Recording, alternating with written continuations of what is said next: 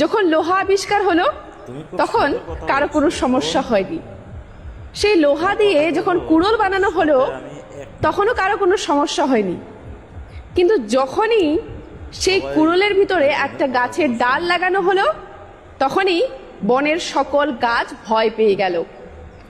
তখন সেই বনের ছোট ছোট গাছগুলো বড় গাছকে জিজ্ঞাসা করলো যে যখন লোহা আবিষ্কার হলো তখন তো কোনো সমস্যা হয়নি, যখন সেই লোহা দিয়ে কুড়োল বানানো হলো তখনও কোনো সমস্যা হয়নি, কিন্তু যখনই সেই কুড়োলের মধ্যে একটা গাছের ডাল লাগানো হলো তখন সবাই ভয় পেয়ে গেলে কেন?